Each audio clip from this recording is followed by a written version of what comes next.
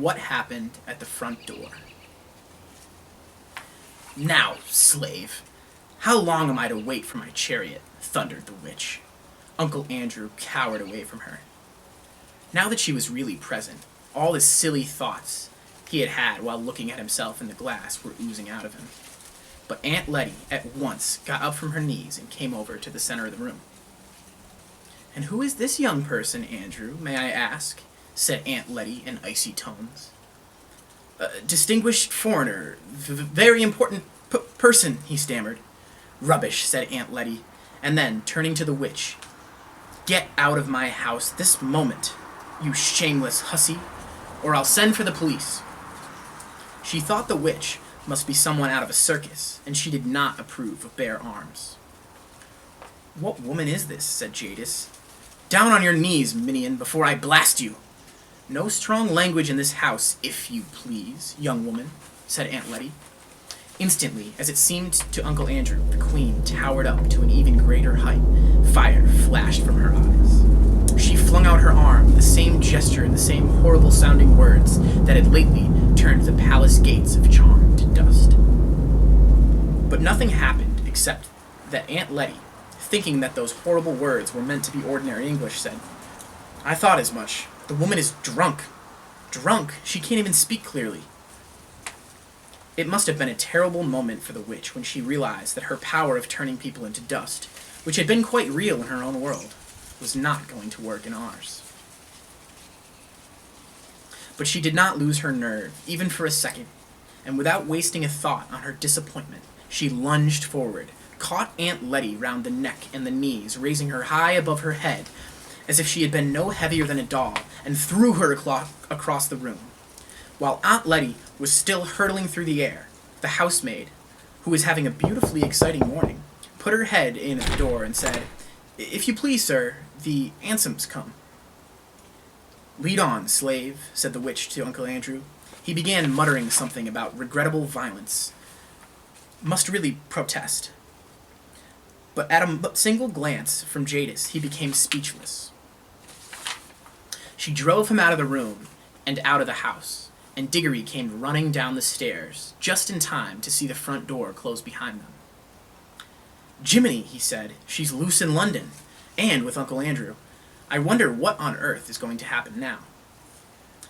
"Oh, Master Diggory," said the housemaid, who was really having a wonderful day, "I think Miss Ketterly's hurt herself somehow." So they both rushed into the drawing room to find out what had happened. If Aunt Letty had fallen on bare boards or even on the carpet, I suppose all her bones would have been broken. But by great good luck she had fallen on the mattress, and Aunt Letty was a very tough old lady. Aunts often were in those days. And after she had some sal volatile and sat for a few minutes, she said there was nothing the matter with her except for a few bruises. Very soon she was taking charge of the situation. "Sarah," she said to the housemaid, who had never had such a good day before, "go around to the police station at once and tell them there is dangerous lunatic at large. I will take Mrs. Kirk's lunch up myself." Mrs. Kirk was, of course, Diggory's mother. When Mother's lunch had been seen to, Diggory and Aunt Letty had their own. After that, he did some hard thinking. The problem was how to get the witch back to her own world, or, at any rate, out of ours, as soon as possible. Whatever happened, she must not be allowed to go rampaging around the house. Mother must not see her, and, if possible, she must not be allowed to go rampaging about London either. Diggory had not been in the drawing room when she tried to blast Aunt Letty, but he had seen her blast the gates at Charn, so he knew her terrible powers, and did not know that she had lost any of them by coming to our world. And he knew that she meant to conquer our world. At the present moment, as far as he could see, she might be blasting Buckingham Palace or the House of Parliament. And it was almost certain that quite a number of policemen had by now been reduced to little heaps of dust. And there didn't seem to be anything he could do about that. But the rings seemed to work like magnets, thought Diggory. If I can only touch her and then slip on my yellow, we shall both go into the wood between the worlds. I wonder, will she go all faint there again? Was that something the place does to her? Or was it only the shock of being pulled out of her own world? But I suppose I'll have to risk that. And how am I to find the beast? I don't suppose Aunt Letty would let me go out. Not unless I said where I was going. And I haven't got any more than twopence. I'd need any amount of money for buses and trams if I went looking all over London. Anyway, I haven't the faintest idea of where to look. I wonder if Uncle Andrew is still with her. It seemed in the end that the only thing he could do was to wait and hope that Uncle Andrew and the witch would come back. If they did, he must rush out and get hold of the witch and put on his yellow ring before she has the chance to get into the house. This meant that he must watch the front door like a cat watching a mouse's hole. He dared not leave his post for a moment, and so he went into the dining room and glued his face, as they say, to the window. It was a bow window from which you could see the steps up to the front door and see up and down the street, so that no one could reach the front door without your knowing. I wonder what Polly's doing, thought Diggory. He wondered about this a good deal as the first slow half-hour ticked on. But you need not wonder, for I am going to tell you. She got back home, late for dinner, with her shoes and stockings very wet, and when they asked her where she had been and what on earth she had been doing, she had said that she had been out with Diggory Kirke. Under further questioning, she said she had got her feet wet in a pool of water, and that the pool was in the wood. Asked where the wood was, she said she didn't know. Asked if it was one of the parks. She said truthfully enough that she supposed it might be in some sort of park. From all of this, Polly's mother got the idea that Polly had gone off, without telling anyone, to some part of London that she didn't know, gone into a strange park and amused herself by jumping into puddles. As a result, she was told that she had been very naughty indeed, and that she would not be allowed to play with that Kirke boy any more if anything of the sort ever happened again. Then, she was given dinner with all the nice parts left out, and sent to bed for 2 solid hours. It was a thing that happened to one quite often in those days. So while Diggory was staring out the dining room window, Polly was lying in bed. And both were thinking how terribly slowly the time could go. I think, myself, I would have rather been in Polly's position. She had only to wait for the end of her 2 hours. But every few minutes, Diggory would hear a cab, or a baker's van, or a butcher's boy coming around the corner and think, "Here she comes," and then find out it wasn't. And in between these false alarms, for what seemed like hours and hours, the clock ticked on, and one big fly, high up and far out of reach, buzzed against the window. It was one of those houses that gets very quiet and dull in the afternoon, and always seems to smell of mutton. During his long watching and waiting, one small thing happened, for which I shall have to mention, because something important came out of it later on. A lady called with some grapes for Diggory's mother. And as the dining room door was open, Diggory couldn't help overhearing Aunt Letty and the lady as they talked in the hall. "What lovely grapes," came Aunt Letty's voice. "I'm sure if anything could do good for her, these would. But poor dear little Mabel, I'm afraid I would need fruit from the land of youth to help her now. Nothing in this world will do much." Then they both lowered their voices and said a lot more than he could hear. If he had heard that bit about the land of youth a few days ago, he would have thought Aunt Letty was just talking without meaning anything in particular, the way grown-ups do, but it wouldn't have interested him. He almost thought so now, but suddenly it flashed upon his mind that he now knew, even if Aunt Letty didn't, that there really were other worlds, and that he himself had been in one of them. At that rate, there might be a real land of youth somewhere. There might be almost anything. There might be fruit in some other world that really would cure his mother. And well, you know how it feels if you begin hoping for something that you want desperately badly. You almost fight against the hope because it is too good to be true. You've been disappointed so often before. That's how Diggory felt. But it was no good trying to throttle this hope. It might really, it just might be true. So many odd things had happened already, and he had the magic rings. There must be worlds you could get into through every pool in the wood. He could hunt through them all, and then, mother well again. Everything right again. He forgot all about watching for the witch. His hand was already going into his pocket where he kept the yellow ring, when all at once he heard the sound of galloping. Hello, what's that? Thought Diggory. Fire engine? I wonder what house is on fire. Great Scott, it's coming here. Why, it's her. I needn't tell you who he meant by her. First came the hansom. There was no one in the driver's seat. On the roof, not sitting, but standing on the roof, swaying with superb balance as if it came full speed around the corner with one wheel in the air, was Jadis, the queen of queens and the terror of Charn.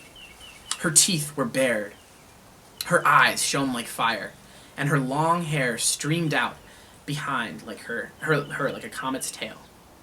He was flogging the horse without mercy. Its nostrils were wide and red, and its sides were spotted with foam.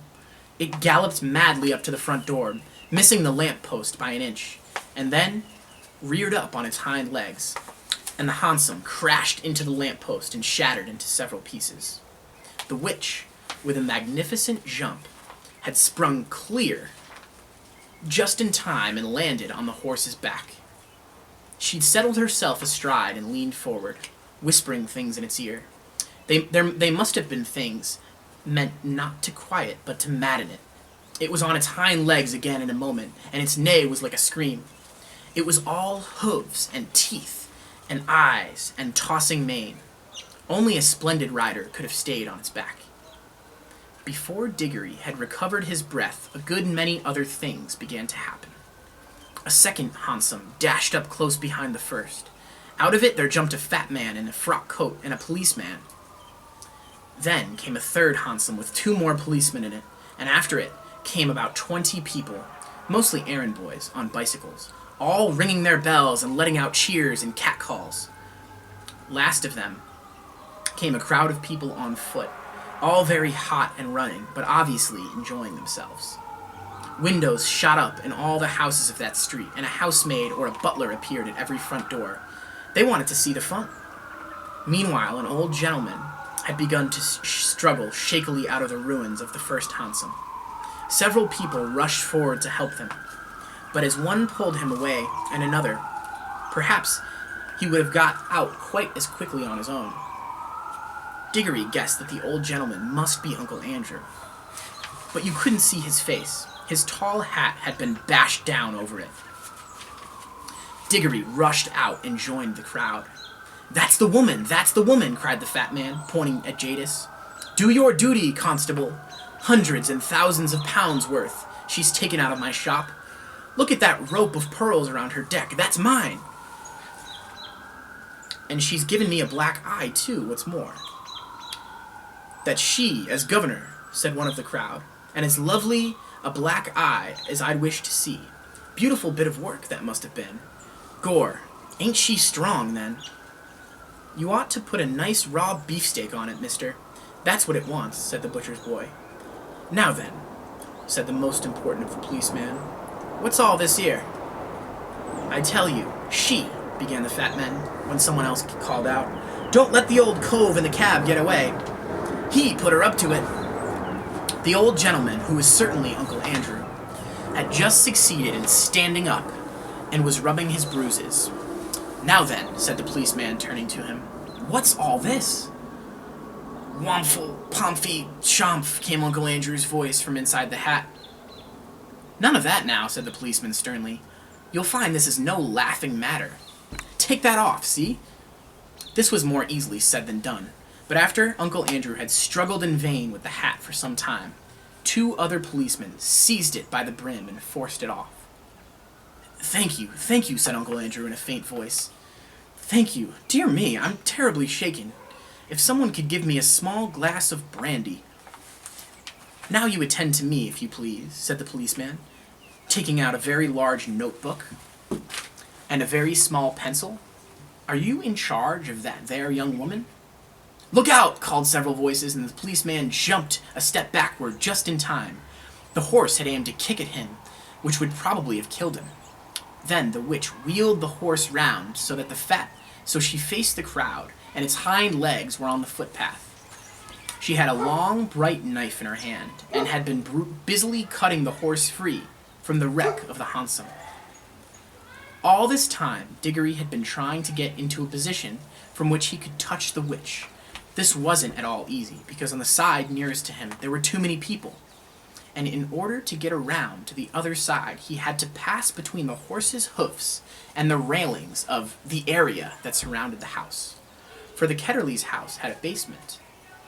If you know anything about horses, and especially if you had seen what a state that horse was in the moment, you will realize that this was a ticklish thing to do. Diggory knew lots about horses, but he set his teeth and got ready to make a dash for it as soon as he saw a favorable moment. A red-faced man in a bowler hat had now shouldered his way to the front of the crowd. "Hi, policeman," he said. "That's my horse, what she's sitting on. Same as it's my cab, what she's made matchwood of." "One at a time, please, one at a time," said the policeman. "But there ain't no time," said the cabbie. "I know that horse better than you do. Ain't an ordinary horse. Is father with officer's charger in the cavalry, he was. And if the young man goes on exciting 'em, there'll be murder done. Let me get 'em." The policeman was only too glad to have a good reason for standing further away from the horse. The cabbie took a step nearer, looked up at Jadis, and said in a not unkindly voice, "Now, missy, let me get at his head, and just you get off. You're a lady. I don't want all these roughs going in for you, do you? You want to go home and have a nice cup of tea and lay down quiet like. Then you'll feel so much better." At the same time, he stretched out his hand toward the horse's head with the words, "Steady, Strawberry, old boy, steady now." Then, for the first time, the witch spoke. "Dog," came her cold, clear voice, ringing loud above all the other noises. "Dog, unhand our loyal charger. We are the Empress Jadis." Whew, a lot of accents in that one. That was tough. Chapter 8 tomorrow.